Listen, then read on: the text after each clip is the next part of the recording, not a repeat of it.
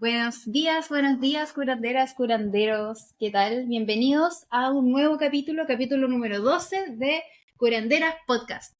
Y capítulo muy especial para nosotros porque es nuestro primer capítulo con un invitado muy especial.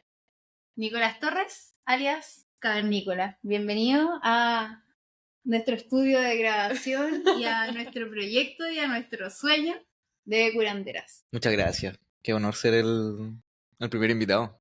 Sí, pues, Sí. no podía ser de otra forma. Nico nos acompañó hace poco a subir el Mauco. Tenemos una relación muy cercana con Nico. Haciendo la introducción de siempre, venimos de un par de capítulos bastante intensos, bastante profundos en relación a nuestra capacidad de contarnos el cuento, nuestra capacidad de, en buen chileno, hacernos los hueones. Hemos revisado harto el tema de los vínculos, hemos revisado esto de despedirnos de algunos vínculos, de darle sentido a nuestros vínculos y nos hemos adentrado de manera profunda en nuestro ser, en nuestra alma. Y ha llegado el momento de decir, a por ello, a movernos. ¿Qué pasa? ¿Qué es lo que está pasando? ¿Cómo tomamos todas estas reflexiones tan bonitas y las llevamos a cabo en nuestra vida, en nuestro día a día? Muy sincrónicamente, siento que este capítulo viene primero a decirnos hacer la primera pataleta.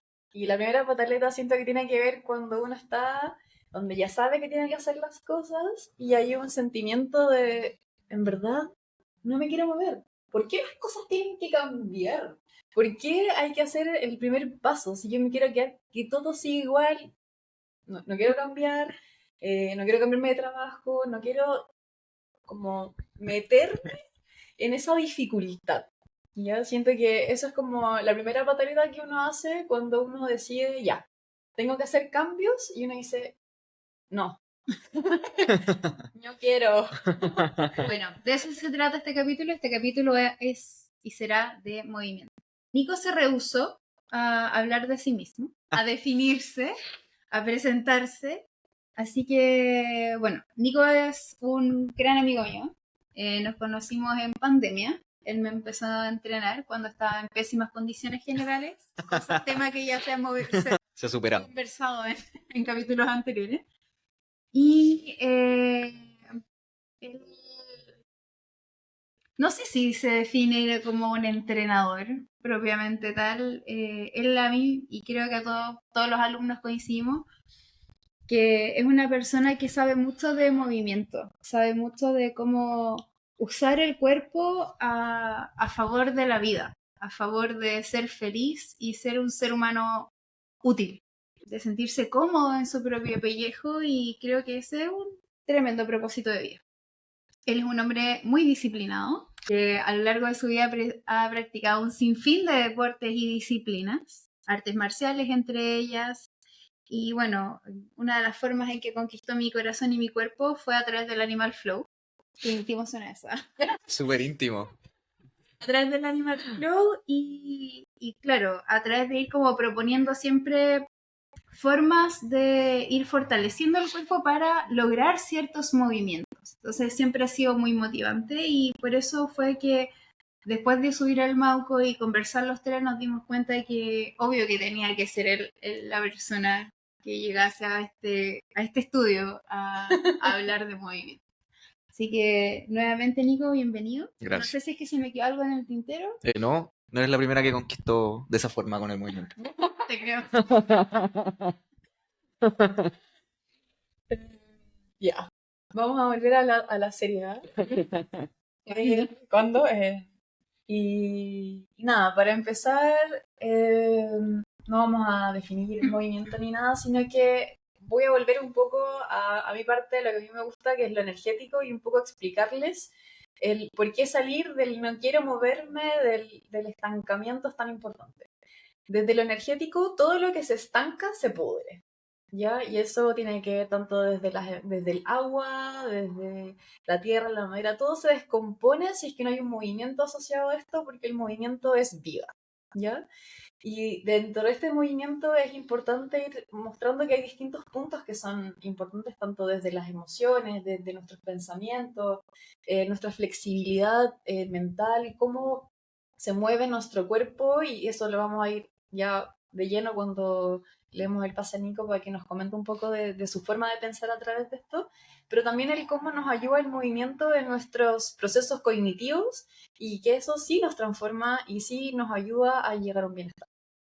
Entonces, desde lo energético vamos a hablar un poco de las emociones y hoy día pasó una situación en particular que lo traigo porque es del día a día y es que muy premenstrual, tenía pena y tenía ganas de llorar y estaba en el trabajo. Como que qué incómodo. Pero, y un consejo de un amigo que me dijo, ya, pero cuando llegues a tu casa. Y yo le dije, oye, qué mal consejo me acabas de dar.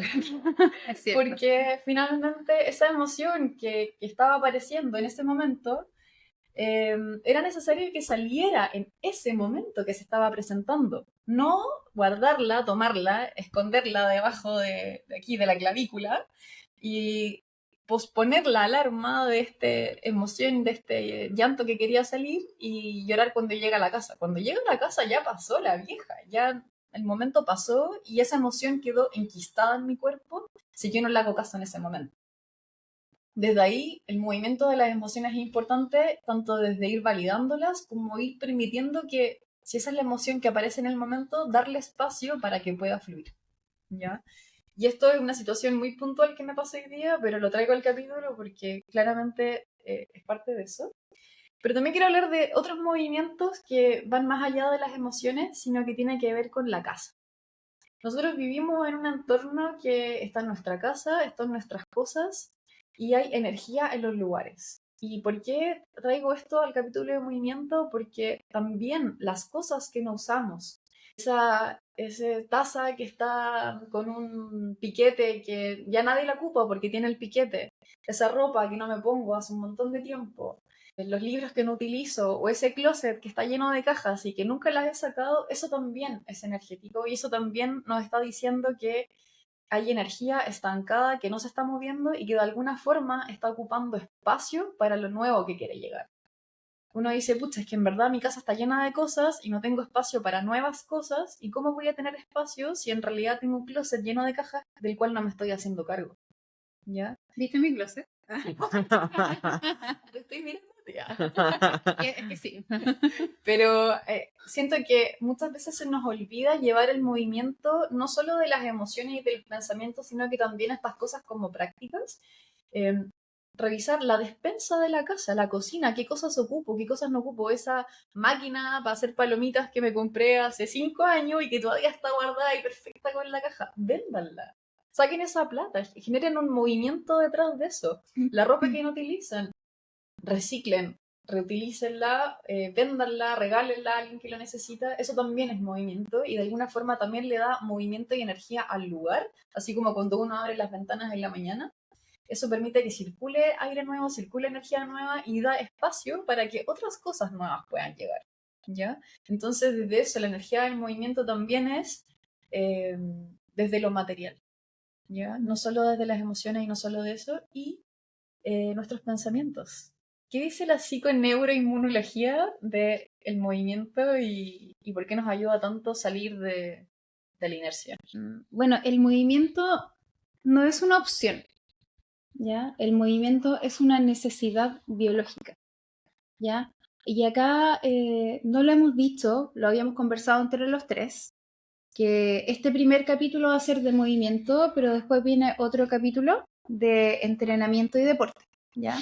Pero queríamos primero abarcar el concepto del movimiento porque el movimiento se asocia mucho a sufrimiento, sobre todo a aquellas personas que no practican ningún tipo de movimiento y hay que decirlo, la vida actual nos lleva, nos invita constantemente al sedentarismo, al estar estar sentados. Es ridículo incluso el concepto de ir al gimnasio a veces que uno llega y usa el ascensor o la escalera mecánica para ir al gimnasio o se moviliza y estaciona el auto en la puerta del gimnasio. Entonces, la PNI el movimiento, y desde un montón de áreas en verdad, el movimiento es una necesidad biológica, como respirar, como tomar agua, como comer, como mantener vínculos sanos, moverse es una necesidad biológica. Y esto tiene que ver con el concepto no solamente como de la salud fisiológica, de la contracción y relajación y flexibilidad del músculo y del hueso, sino que también a nivel como de sistema nervioso el concepto de movimiento está muy asociado a la búsqueda. Nosotros nos movemos para encontrar respuestas a necesidades fisiológicas. El movimiento está asociado a la vida porque el movimiento en el fondo se asocia a la búsqueda de agua, a la búsqueda de comida, a la búsqueda de refugio, a la caza, a la recolección y al juego, al placer, a la sexualidad, a la reproducción. Entonces no hay ningún aspecto de nuestra vida que no esté vinculado con el movimiento. Y aún así lo hemos dejado muy de lado.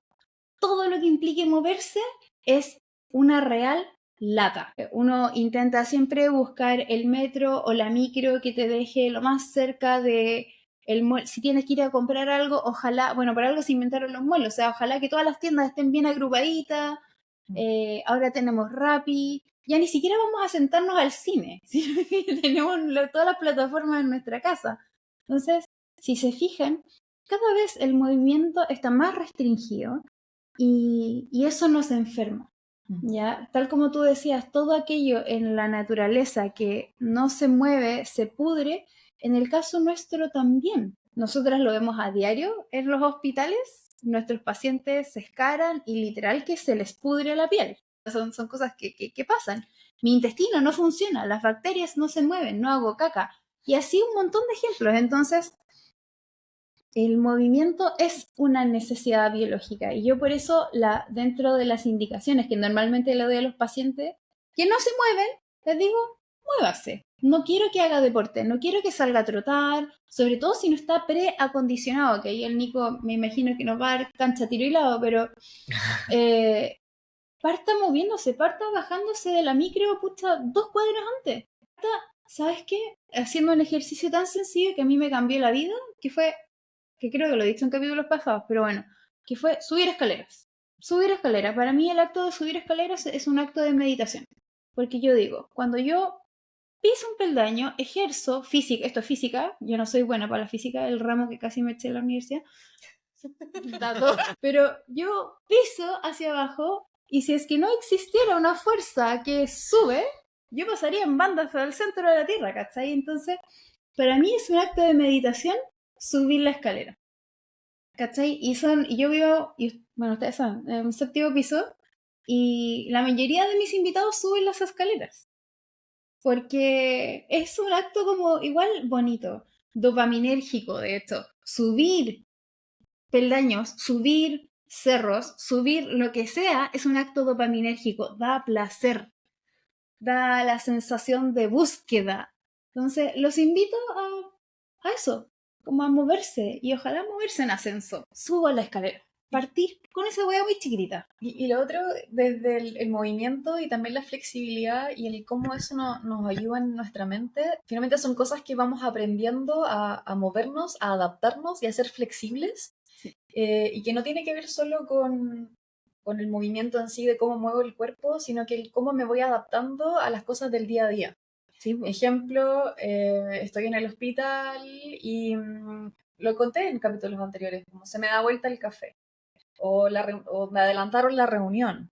No sé, me quedé sin almuerzo porque pasó tal cosa. ¿Cómo me adapto y soy flexible mentalmente a buscar nuevas opciones y el no quedarme estancado con, mira el café, po, es que mira todo lo que me manché y puedo rumiar todo el día todo eso que me pasó y eso también tiene que ver con el movimiento y el ser flexible y no quedarme como adherido y estancado a los pensamientos. Yo creo que es muy interesante esto de cómo incluyo el movimiento en mi día a día. Creo que es un acto disruptivo, de rebeldía y de mucha conciencia elegir el movimiento en cada oportunidad que tengo.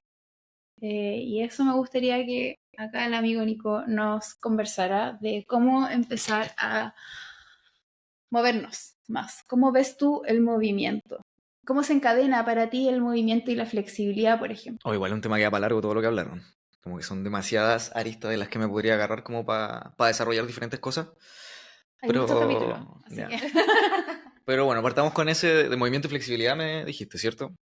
Bueno, hilándolo con lo que dijo la Ro también.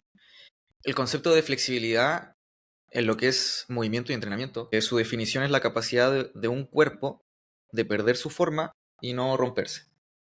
Que es una característica igual que para un ser humano es un privilegio, me atrevería a decir, porque podemos someternos a distintos estímulos con riesgo a rompernos, pero tenemos igual esa capacidad de no hacerlo, y eso va a depender de lo que esté haciendo, de mi experiencia con movimiento, de mi experiencia al resolver la tarea que esté haciendo.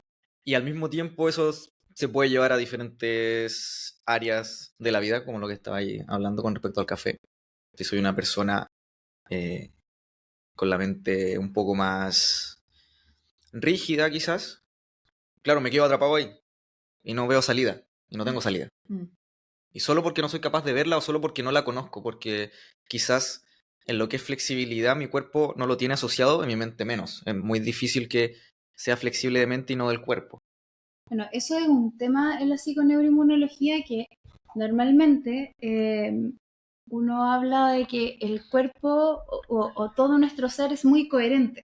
No existe una mente flexible o una mente rígida y un sistema inmune flexible y un sistema metabólico flexible, sino que normalmente somos coherentes. Entonces, una de las formas de trabajar mi rigidez espiritual o mental o incluso metabólica es a través de fortalecer el cuerpo. Entonces yo, por ejemplo, cuando tengo desafíos emocionales, yo fortalezco mi cuerpo, porque sé que todo mi ser, toda mi integridad, mi organicidad, va a ir en esa dirección. ¿Cachai? Entonces lo que habla el Nico en esto es súper interesante, porque a través del movimiento yo puedo mover no solo mi cuerpo, la cuerpa, sino que también puedo mover mis pensamientos, mis emociones y también puedo flexibilizar y fortalecer mi sistema metabólico, inmune, endocrinológico, etcétera, etcétera. Claro. Sí, eso mismo que estaba diciendo, como esa coherencia del cuerpo. Por ejemplo, en lo que son como el movimiento a través de la historia más allá de la evolución, que es lo que estáis contando de que estamos hechos para movernos porque es una necesidad biológica de cazar, de reproducirnos, de lo que sea, que creo que eso es algo que quien se interioriza en el movimiento lo sabe, que hace millones de años atrás había que pelear, correr, etcétera, cosas que ahora no se hacen. Evolucionando un poquito, yendo hacia Asia, Oriente, donde se desarrollaron disciplinas como el arte marcial o el yoga. En un principio estas disciplinas o estas prácticas fueron creadas para eso mismo. Como estas personas sabían que lo que pasaba en la mente se reflejaba en el cuerpo, un estrés, un miedo, lo que sea, me duele la guata, el cuello, no sé. Y fue como, ¿por qué no al revés? ¿Por qué no le doy estímulos a mi cuerpo y que eso se vea reflejado en la mente? Y al final vemos estas prácticas como el yoga de gente que es muy flexible, que ellos tienen esa capacidad de ser muy flexibles en sus posturas y lo hacen principalmente para tener esa flexibilidad mental a la hora de meditar. Al final para eso se creó el hecho de poder aguantar durante mucho tiempo una postura que están quietos, pero la mente va a 1000 por hora, entonces la idea es cómo calmo eso. Y si tengo la flexibilidad en el cuerpo de poder hacerlo, de soportar esta postura y de estar tranquilo en mi mente, va a ser más fácil entrar en esos estados meditativos. Oye, Nico, ¿y cómo podríamos como ayudar a las personas a iniciar el movimiento? Con pequeñas tareas diarias. Ahí va a depender de muchas cosas, pero ahora hilándolo también con el tema del movimiento y del cambio, ahora es muy fácil encontrar a alguien que te guíe. Quizás ese sea el primer movimiento, tomar la decisión de meterme en el celular, en el computador y buscar, o ver qué tengo que hacer que buscar. Eso sería lo primero, como tomar esa decisión, moverme y tomar esa decisión. Tomar acción. Entonces eso es lo primero, tomar acción y va a depender de mi punto de partida, que puede ser alguien, por ejemplo, en su caso, que llega a una consulta porque se siente mal a nivel patológico, te lleva a tomar esas decisiones. Y a partir de ahí, cualquier actividad que sea sostenible en el tiempo. ¿Ya? Creo que eso es lo primero. Cualquier actividad que sea sostenible en el tiempo, porque no se hago nada con instaurarle obligatoriamente la disciplina a alguien de ir al gimnasio, no sé, 3 veces a la semana, 1 hora. Pero si a esa persona no le gusta ir, por más de que tenga un propósito o un objetivo, ya estamos partiendo mal.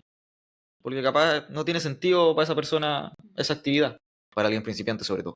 Pero si esa persona no resuena con eso en la etapa que esté de su vida, no va a querer ir. Y en algún punto va a haber interferencia entre sus valores, lo que esa persona es en ese momento y la actividad que está haciendo, y ya eso se deja de hacer.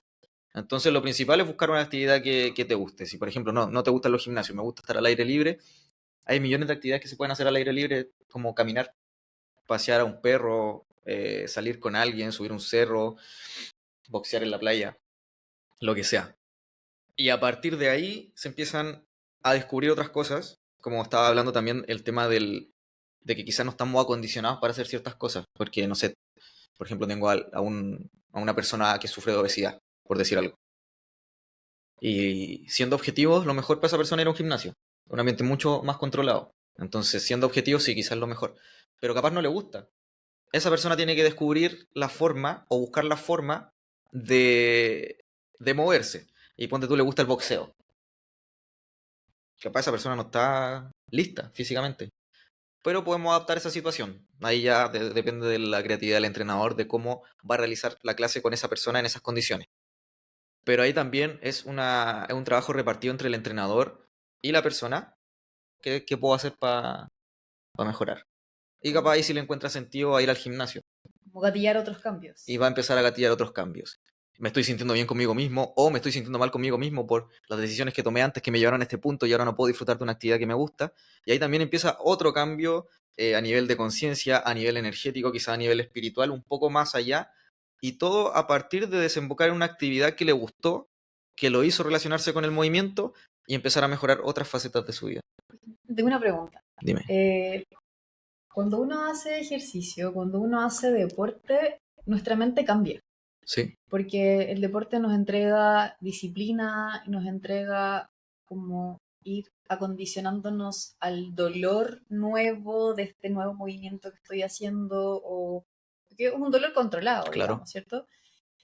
También esa como disciplina de levantarnos en la mañana. ¿Cómo ha sido para ti el incluir el deporte y cómo eso ha nutrido tu mente? No sé. Fue como algo súper natural en verdad. Entre que siempre fui muy inquieto, que creo que tiene que ver eso con los genes, con mi papá sobre todo, que él siempre ha sido muy deportista y a partir de ahí venían como mis ganas intrínsecas de moverme y de ahí explorar diferentes deportes, etcétera. Pasa un poco esto mismo que estaba contando, el hecho de que quizás al querer mejorar o aprender, uno empieza a ver ciertas cosas que faltan y es como, ¿cómo las resuelvo para poder mejorar? Quizás tengo que estudiar más, quizás tengo que empezar a entrenar de esta forma, quizás, no sé, diferentes cosas. Y a partir de ahí también empiezan como estos cambios a nivel mental y de conocimiento, porque uno empieza a buscar respuestas que van más allá del cuerpo. Por ejemplo, una de las técnicas psicológicas en cuanto a deportistas, y creo que en verdad todas las personas deben practicar, que es la visualización. Y que eso lo puedo llevar a cualquier campo. Se usa por lo general cuando van a competir y la idea es que ellos se visualicen en la competencia, asimilen esa sensación en el cuerpo y cuando salgan a competir eso ya sea algo conocido. Entonces es más fácil la performance a partir de ahí. Hoy día en esta sesión quiero sacar tal movimiento, visualizarse haciendo el movimiento o lo que quiero lograr para tener esas sensaciones y poder realizarlo. Ese es el objetivo. Pero para llegar a toda esa conclusión, capaz tengo que leer de filosofía, de psicología, de relaciones humanas, de cómo me relaciono yo con mi entrenador, de por qué yo me pongo bajo la guía de esa persona, por qué dejo que esa persona me guíe. En mi caso, yo como entrenador y como alguien que se dedica a enseñar, también es una tarea que tengo que hacer cuando otra persona me enseña. Dejarme guiar de todo lo que sé, soltarlo. Porque otra persona me está guiando. Porque si empiezo a interponer lo que yo sé, interfiere en el aprendizaje. Y al final, si interfiere en el aprendizaje, interfiere en mi evolución también y hacia dónde quiero llegar. Entonces, a partir del movimiento como primera pieza, por ejemplo, del dominó, que produce el efecto dominó de botar todos los demás, se generan todas estas cosas. Todos estos cambios a niveles energéticos, a niveles mentales, de esta reflexión que acabo de hacer, que al final surge de que capaz de sacar un movimiento, por lo que sea, y a partir de ahí empieza toda una evolución a nivel mental de cómo llego a este estado mental para después poder lograrlo. Y eso mismo también, como lo que hablabas de la casa, no sé, por ejemplo, quiero mejorar mi sentadilla o lo que sea, y en mi ambiente estoy lleno de sillas, quizás lo que me ayude sea sacarla y pasar más tiempo en el suelo, soltar las caderas y pasar más tiempo en sentadilla. Y eso es una decisión a nivel de dónde estoy viviendo y en qué ambiente me estoy relacionando. Y eso al final genera un cambio mental de tomar decisiones, y ese cambio mental de tomar decisiones genera un cambio a nivel de movimiento que se ve expresado en mi movimiento a nivel literal.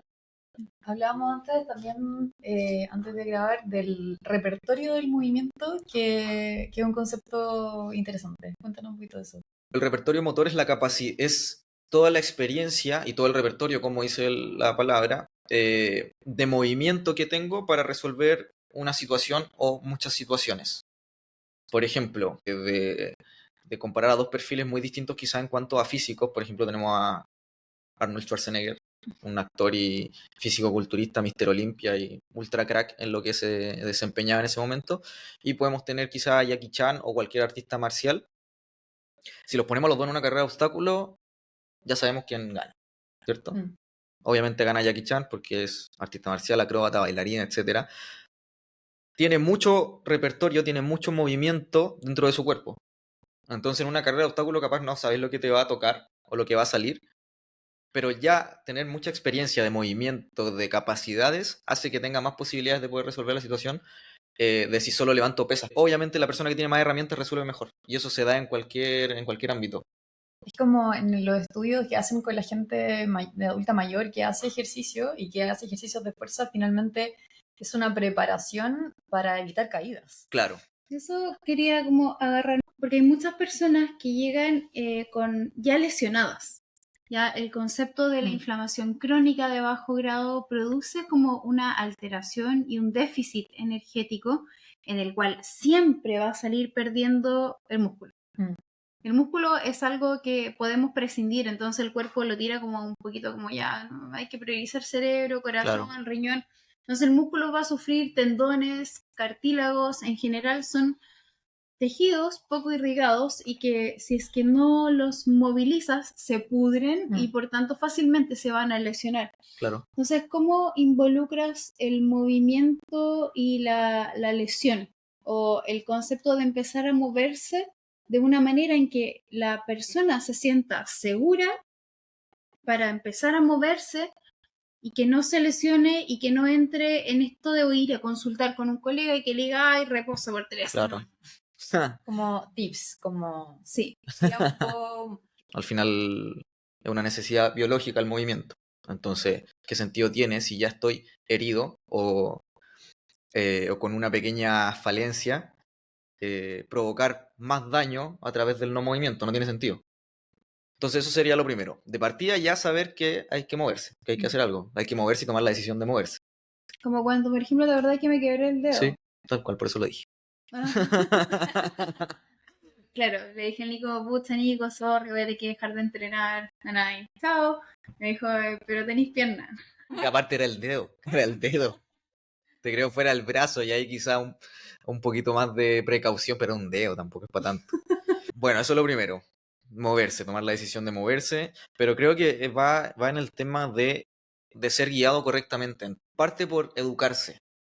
Educarse uno mismo de ya saber que el reposo absoluto ya es algo que está súper obsoleto, entonces como ya no es opción, ni siquiera mencionarlo, ni siquiera pensarlo. Educarse y buscar a alguien que te pueda guiar bien en este proceso, porque eso es lo otro, un proceso de lesión, a pesar de que ahora le estamos bajando un poquito el perfil para darle más prioridad al movimiento, es algo que sí o sí requiere prioridad y requiere responsabilidad tanto de la persona que se pone bajo el mando de alguien como la persona que está guiando este proceso. Tip número 1, educarse. Y el tip número 2 sería encontrar a alguien calificado para llevar ese proceso, porque es la persona que te va a acompañar. Yo creo que también ahí es como el hacerse responsable de, este es mi cuerpo, tengo este dolor en el codo o en la rodilla clásico, y siempre voy a buscar eso como una excusa para no moverme, como mi rodilla está mala y claro, y al final no nutro o no logro como encontrar el ejercicio adecuado para lo que yo necesito. Claro. Es algo más específico. Bueno, y ahí también se abre otro tema, como el tema del dolor y el movimiento. Puede ser asociado al cuerpo o puede ser asociado a la vida. a otras cosas. a otras cosas. Y claro, al final la gente que llega, por ejemplo, a rehabilitarse o a entrenar o lo que sea, es porque está resolviendo algún dolor físico, emocional, espiritual, etcétera. Y eso mismo, lo que estabas comentando recién, por ejemplo, un dolor de rodilla. Y capaz ese dolor en la rodilla es consecuencia de algo, nada que ver. Entonces es como empezar ahí a resolver Sí. qué necesito. Mm. Y puede ser algo, no sé, psicológico, que lo que necesito es terapia, que todos deberían ir a terapia, independiente si les duele algo o no. Capaz, no Tenemos pendiente sé. el capítulo del dolor, vamos a Y puede que ese dolor sea la punta del iceberg, viene de otras cosas. Entonces también viene todo un trabajo interno de cómo llegué a este punto. Y ahí lo mismo que dije con respecto al tips anterior, de encontrar a alguien que me guíe, porque quizás no soy capaz de llegar solo a esa respuesta. Y necesito un guía, ya sea un kinesiólogo, entrenador, psicólogo, etcétera, que ayude al final a conocerme, a que me entregue herramientas y a partir de ahí yo poder empezar a resolver esa situación. Yo igual soy muy consciente de mi cuerpo, cuando me duele algo, empiezo a buscar respuestas en diferentes ámbitos. Y si ya llegué a un punto de no respuesta, me pongo bajo la guía de alguien porque yo ya solo no puedo. Claro. Y creo que al final ahí es donde como que damos la vuelta completa del círculo.